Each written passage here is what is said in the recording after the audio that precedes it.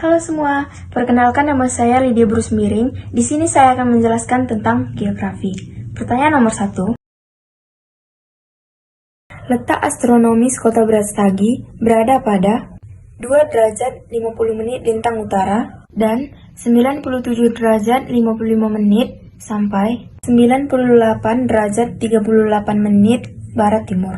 Secara geografis, Kota Brastagi diapit oleh 2 gunung berapi aktif, yaitu Gunung Sinabung dan Gunung Sibaya. Di sebelah utara, Kota Brastagi berbatasan dengan Kabupaten Langkat dan Kabupaten Deli Serdang. Di sebelah selatan, berbatasan dengan Kabupaten Dairi dan Kabupaten Samosir. Di sebelah timur, berbatasan dengan Kabupaten Deli Serdang dan Kabupaten Simalungun. Sementara di bagian barat Kota Brastagi berbatasan dengan Provinsi Nangro, Aceh Darussalam.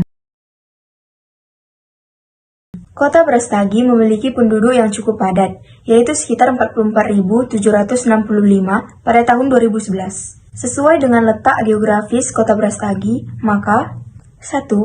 Aktivitas ekonomi di Brastagi berpusat pada produksi sayur-sayuran, buah-buahan, dan pariwisata. Bahkan, Brastagi merupakan salah satu penghasil sayur-sayuran dan buah-buahan terbesar di Sumatera Utara.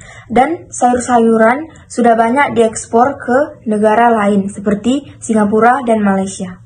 Kedua, karena perputaran ekonomi di Tanah Karo, terutama di Brastagi, maka banyak pedagang dari luar kota daerah seperti Kota Medan, Tebing Tinggi, Banda Aceh, Pematang Siantar, dan Sidikalang membeli hasil bumi, terutama sayur mayur ke Kota Brastagi. 3. Karena letak Brastagi yang strategis, maka banyak individu yang datang ke Kota Brastagi untuk mencari pekerjaan. 4. Banyak para wisatawan maupun turis, baik dari lokal maupun mancanegara. Dan kelima, letak geografis Kota Brastagi tentu membuat penduduk Brastagi memiliki mata pencarian yang rata-rata sebagai petani dan para pedagang. Letak geografis tersebut juga berhasil membuat tanah lebih subur, sehingga tanaman yang ditanam para petani dapat tumbuh dengan baik. Dari kegiatan ekonomi, interaksi sosial yang biasanya terjadi di Kota Brastagi umumnya berhubungan dengan para wisatawan dan pelaku ekonomi yang ada di Brastagi. Halo semua, perkenalkan nama saya Lasma Marita, saya dari kelas 27 dan saya dari kelompok 1. Di sini saya akan menunjukkan presentasi kami, yaitu soal mata pelajaran sejarah. Jawaban dari pertanyaan nomor 3. Berdasarkan hasil wawancara kami dengan salah satu pelaku ekonomi yang sudah lama bekerja di Brastagi, Kota Brastagi dulunya terbentuk karena di sana terdapat sistem menukar beras dengan tagihan. Mengapa? Karena Kota Brastagi merupakan salah satu kota penghasil buah terbesar di Sumatera Utara, dan dengan letaknya yang strategis, maka banyak wisatawan dari dalam maupun luar negeri yang berkunjung ke Kota Brastagi dan membutuhkan beras.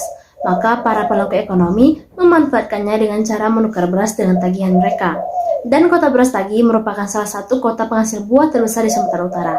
Maka masyarakat pada masa itu mulai menamainya dengan nama Kota Buah Brastagi, yang lambat laun berubah menjadi nama Kota Buah Brastagi. Peninggalan sejarah dan budaya yang terdapat di Kota Buah Brastagi. 1. Rumah pengasihan Insinyur Soekarno di Desa Lagumba. Insinyur Soekarno sempat diasingkan ke Brastagi saat Belanda melakukan agresi militer 2. Bukan hanya Insinyur Soekarno, Sultan Syahrir dan Haji Agus Salim juga turut diasingkan ke sini. Mereka diasingkan selama 12 hari. Peninggalan budaya yang terdapat di Kota Buah Brastagi. 1. Pulau Balang. Pulau Balang ini digunakan sebagai penjaga kuta atau kampung. Saat musim kemarau panjang, masyarakat Karau akan memandikan Pulau Balang agar hujan segera datang. 2. Tabu-tabu. Tabu-tabu ini digunakan sebagai tempat air minum di rumah dan juga dibawa ke ladang. 3. Tabu-tabu Irawang. Tabu-tabu Irawang ini digunakan sebagai tempat penyimpanan mesiu senjata. 4. Pinggan pasu. Pinggan pasu ini berfungsi sebagai tempat makan atau piring, dan dipercayai jika terdapat racun dalam makanan itu, maka racun itu akan mati. 5. Tungkat malaikat. Tongkat ini dipergunakan oleh dukun-dukun untuk mengusir roh-roh jahat. 6. Padung-padung. Benda ini dipakai sebagai hiasan oleh wanita pada pesta-pesta adat. 7. Bekem-bekem. Fungsi benda ini yaitu menjaga rumah dan digantungkan di dalam rumah. 8. Peta. Peta ini digunakan sebagai tempat penyimpanan tembakau, gambir, dan pinang. 9. Kampil.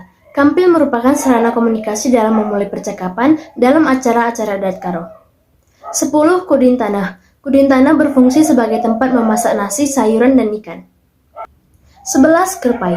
Kerpai berfungsi sebagai alas periuk agar tikar tidak kotor dan agar periuk tidak tumbang. 12. Tagan kicik. Tagan kicik digunakan sebagai tempat penyimpanan kapur sirih yang telah kering dan sebagai tempat penyimpanan barang-barang berharga. 13. Roka-roka. Roka-roka digunakan untuk membuat petak-petak atau garis-garis pada ladang atau sawah yang telah dibersihkan rumputnya. 14. Gundala-gundala. Gundala-gundala ini digunakan dalam tradisi memanggil hujan pada masyarakat Karo. 15. Kudin gelang-gelang renceng. Fungsinya sebagai tempat memasak nasi, ikan, dan sayur. Terdapat beberapa penilaian lain yang terdapat di Kota Brastagi. 1. Tugu Perjuangan. Tugu ini didirikan sebagai bentuk terima kasih kepada para pahlawan yang telah berjuang untuk kemerdekaan bangsa kita. 2. Tugu Jamin Ginting. Tugu ini didirikan sebagai bentuk terima kasih kepada pahlawan Jamin Ginting yang berjuang di Tanah Karo. 3. Surat Pujian di Taman Menjuah-juah. Surat ini berisi ucapan terima kasih dari Dr. Anus Muhammad Hatta kepada masyarakat Karo yang dulunya telah berjuang untuk kemerdekaan bangsa kita. Sekian dari saya, bagian selanjutnya akan dipresentasikan oleh teman saya. Terima kasih.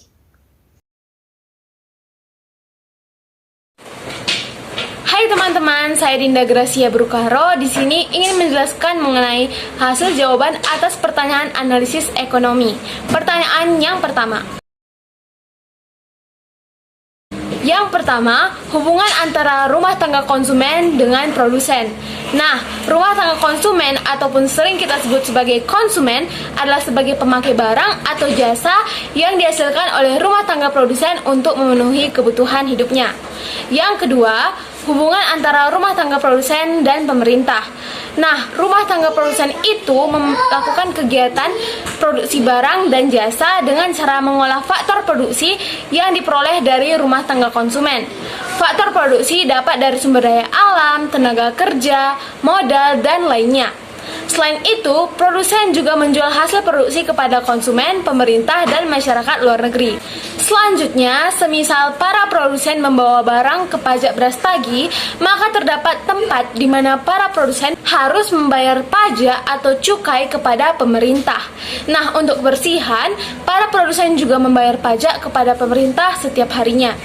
Selanjutnya, para produsen yang memiliki bangunan di Kota Brastagi diwajibkan membayar pajak bangunan kepada pemerintah tiap bulannya. Yang ketiga, hubungan rumah tangga pemerintah dengan rumah tangga luar negeri. Nah, jadi dalam menjaga stabilitas ekonomi, rumah tangga pemerintah menetapkan kebijakan-kebijakan ekonomi, termasuk dalam kebijakan atas impor dan ekspor yang diperankan oleh rumah tangga luar negeri. Selain itu, pemerintah juga menyediakan prasarana produksi, contohnya jalan-jalan, listrik, bangunan, dan lain sebagainya. Yang terakhir adalah keterkaitan rumah tangga luar negeri yang menjual hasil produksi masyarakat ke luar negeri atau yang biasa disebut impor. Ya, tentunya, teman-teman, pengaruh Kota Brastagi sebagai tujuan wisata turis asing dan domestik terhadap perilaku konsumsi para konsumen dan produksi para produsen, yaitu hubungan penawaran dan permintaan antara konsumen dan produsen. Hal ini tentunya karena Kota Brastagi adalah sebagai salah satu tujuan utama wisata turis asing dan domestik, maka permintaan dari para konsumen akan kulinernya, souvenirnya, bahkan dalam hal transportasi akan meningkat sehingga para produsen dituntut memproduksi lebih banyak. Brastagi merupakan penghasil sayur terbesar di Tanah Karo dan Brastagi juga diapit dengan 2 gunung sehingga banyak wisata pemandian air panas yang membuat banyak turis asing maupun domestik yang tertarik mengunjungi Kota Brastagi, di mana wilayah Brastagi juga dijadikan lahan tempat penjualan stroberi untuk para konsumen di Kota Brastagi. Salah satu tempat yang menjadikan Brastagi menjadi tempat wisata yang menarik yaitu pemandian air panas, tempat penjualan buah stroberi, gundaling, taman menjuah-juah, Mickey Holiday, dan lain-lain. Hal ini menunjukkan kegiatan konsumen serta produsennya yang dipengaruhi oleh Kota Brastagi sebagai tujuan wisata.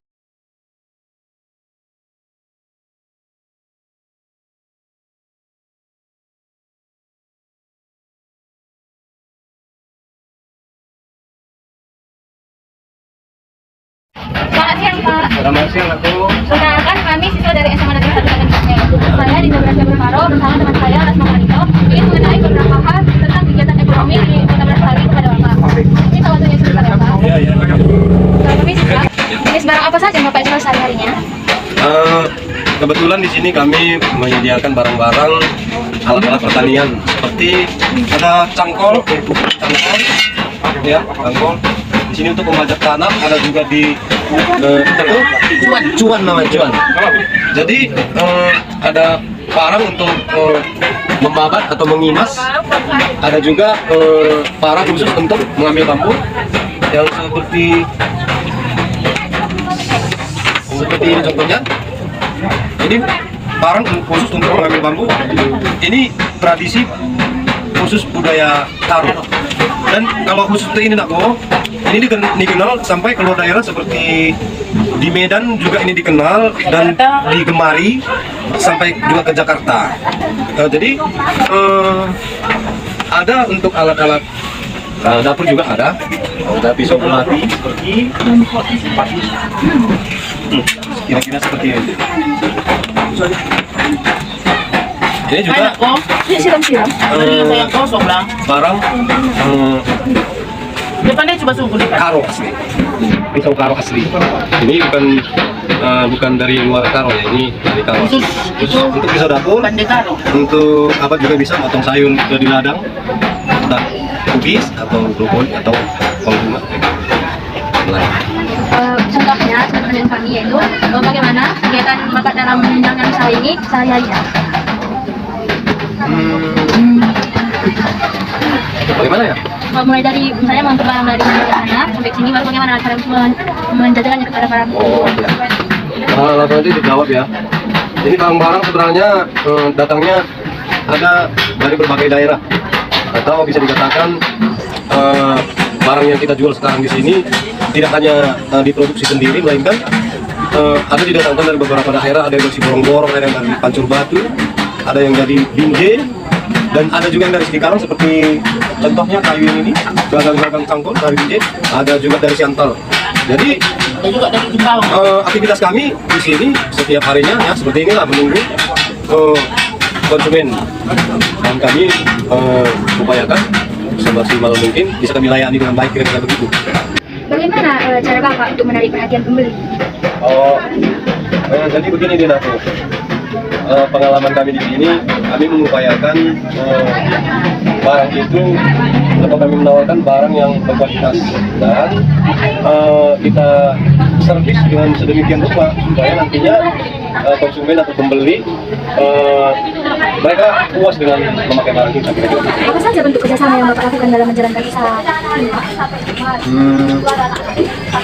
Kerjasama maksudnya sesama mitra mungkin ya. Jadi ya kita usahakan artinya kita memperlakukan mitra kita itu sebaik mungkin juga supaya usaha bisa berjalan atau berkelanjutan.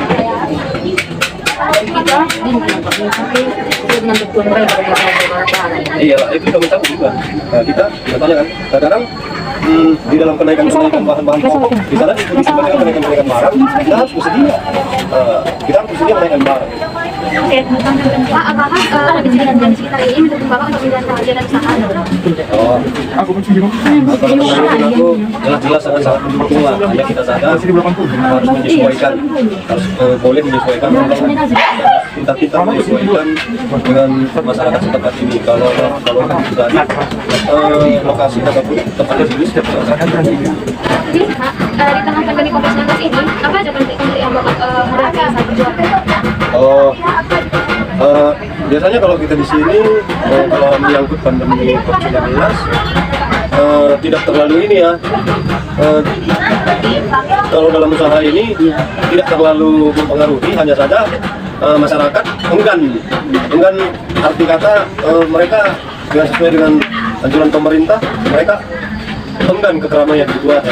Namun penjualan atau mereka membeli tidak terlalu berpengaruh karena di masa pandemi kebanyakan keluarga kita yang sekolah pun atau yang bekerja di luar daerah kembali ke kampung, mereka mengambil aktivitas bekerja ke ladang, dan di sana mereka merasa nyaman. Terima kasih atas waktu dan kesempatan yang Bapak dan Ibu berikan kepada kami. Semoga usaha Bapak dan Ibu lancar. Kami ingin berbicara. Dan aku sehat-sehat juga, sehat, makin kita sampai cita-citanya nanti ya. Semua keluarga sehat-sehat, yuk. Terima kasih Pak. Baik-baik ya, baik-baik. Iya Pak.